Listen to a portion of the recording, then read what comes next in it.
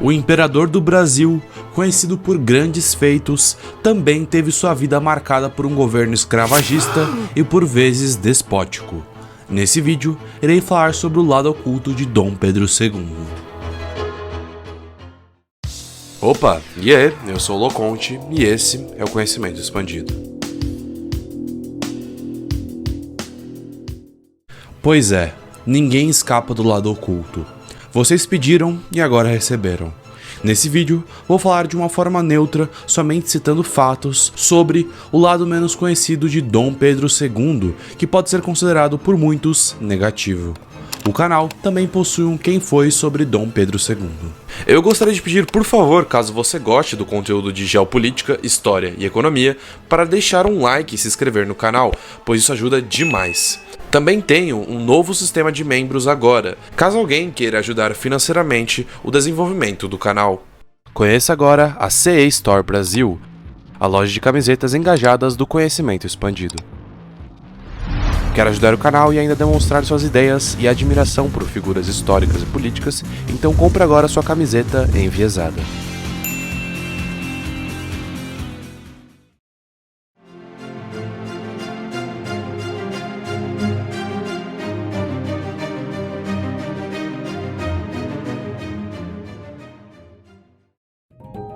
Ao contrário do que muitos pensam, o período imperial brasileiro não foi democrático. Inclusive, o Império Brasileiro possui vídeo próprio. Com a chegada de Dom Pedro II ao trono, o poder moderador e o Conselho de Estado foram restaurados. O novo governo imperial buscou instaurar um sistema, em tese, inspirado no parlamentarismo britânico. Naquele país, o monarca possui uma função política meramente decorativa e deixa as principais decisões nas mãos de um primeiro-ministro, escolhido pelo poder legislativo, sendo o Reino Unido uma das democracias mais antigas do mundo. Porém, no Brasil, a organização do sistema parlamentar acabou sendo completamente avessa ao modelo inglês. O imperador Dom Pedro II, graças ao poder moderador, tinha total liberdade para escolher os integrantes do Conselho de Estado. Dessa forma, na maioria das vezes, as ações do Conselho somente refletiam os interesses do imperador, marcando um aspecto de despotismo por parte de Dom Pedro II. As eleições do poder legislativo eram geralmente marcadas por diversos casos de fraude, onde conservadores e liberais disputavam o poder. Afinal de contas, ambos pertenciam à mesma elite econômica que controlava a nação. Prova disso é que tanto os liberais quanto os conservadores tiveram vantagens frente ao parlamentarismo e ao gabinete de ministros. Durante todo o segundo reinado, o gabinete foi dissolvido e reorganizado mais de 30 vezes. Geralmente, o Conselho de Ministros não chegava a ficar mais de 2 anos no poder. Essa instabilidade, no interior dos quadros políticos nacionais, era fruto da intervenção direta do imperador, que controlava boa parte da política brasileira. Então, apesar de no exterior Dom Pedro ser visto como um líder liberal e progressista, na realidade, a monarquia parlamentarista brasileira era apenas uma máscara e a possibilidade de intervenção do rei e o poder moderador impedem a classificação de um verdadeiro parlamentarismo democrático no Brasil.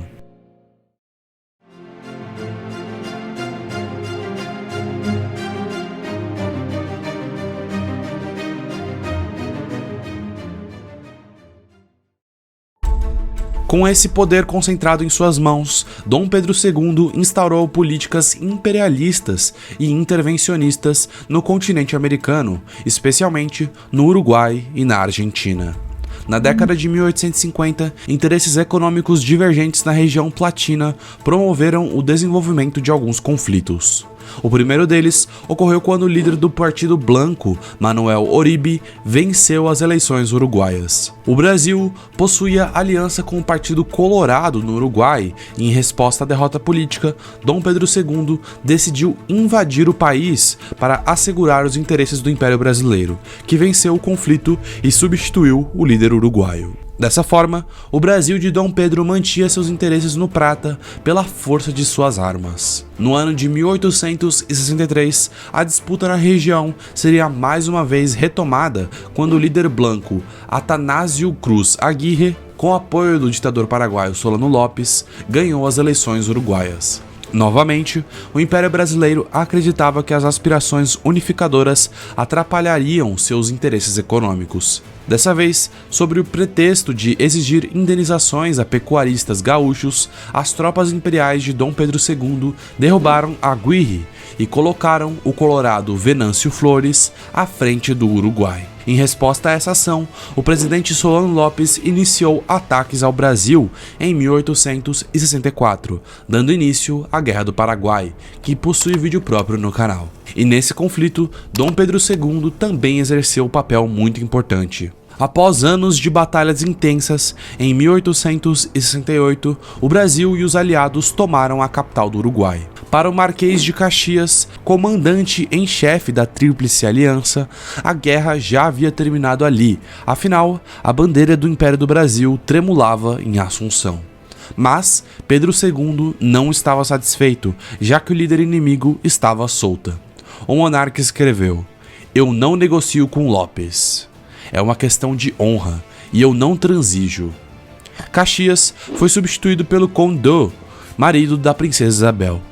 Então, a desejo de Dom Pedro II, o Brasil empreendeu uma perseguição sanguinária a Lopes, prolongando ainda mais a guerra. O ditador usou mulheres, crianças e idosos como escudos, trucidados sem piedade pelo exército brasileiro. O Conde d'Eu se tornou um criminoso de guerra que degolava prisioneiros desarmados e executava crianças a sangue frio. Em 1870, Lopes foi morto e só então o conflito terminou. A Guerra do Paraguai matou cerca de 480 mil pessoas, muitos desses sendo vítimas do exército brasileiro à busca de Solano, ordem dada diretamente por Dom Pedro II.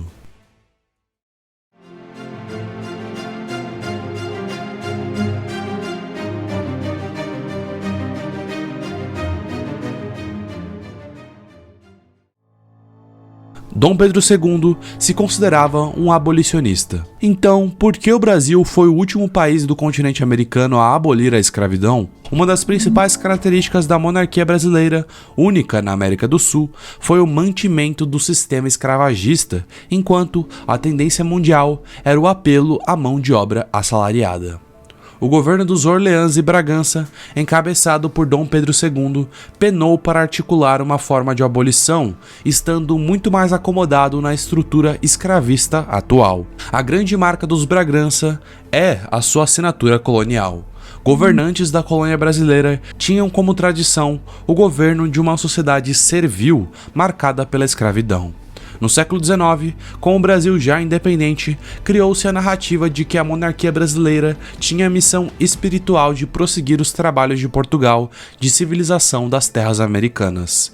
O projeto civilizador brasileiro, extremamente escravista, criou um cenário onde o Brasil foi um país liberal, governando uma sociedade servil. A escravidão era uma pauta de governo estritamente ligada à economia. A maioria massiva da produção nacional utilizava a mão de obra escrava no início do século XIX, e durante o Império foi contrabandeado mais escravos africanos do que durante todo o período colonial acumulado. E nesse ponto, o governo de Dom Pedro II manteve, em termos constitucionais e institucionais, a escravidão como uma lacuna jurídica. Não há legislação sobre a escravidão, ela só é permitida por ausência de proibição. A liderança de Pedro II conciliou o pragmatismo político com a questão escravocrata. Apesar das noções do monarca em relação à humanidade dos escravizados, ele sabia que a base de seu poder eram as elites escravistas da monocultura do café, principalmente o eixo do Vale do Paraíba. Dessa forma, apesar de ter o desejo de acabar com a escravidão, Dom Pedro II não tentou realmente abolir ela para se manter no poder. Ele sabia que caso acabasse a escravidão, a monarquia muito provavelmente iria cair, assim como ela de fato veio a cair. Dom Pedro II, em sua articulada diplomacia, propagava a imagem do Brasil como um Estado ocidental liberal, enquanto encobria a realidade escravocrata no campo brasileiro. O abolicionismo no Brasil teve uma de suas principais origens no medo que a elite sentia de uma revolta generalizada de negros que trabalhavam no campo, como o haitianismo. Somado a isso, o movimento de liberdade para os escravos vinha também por pressão internacional, comandada pelo Império Britânico, que possui vídeo próprio no canal. Assim, durante o governo de Dom Pedro II, a maioria das leis foram sancionadas sobre essas pressões, como a Lei Eusébio de Queiroz, que extinguiu o tráfico negreiro transatlântico. E foi na pressão final que foi assinada a Lei Áurea, concretizando no ano seguinte o grande medo do Império Brasileiro, que era o fim da monarquia no país.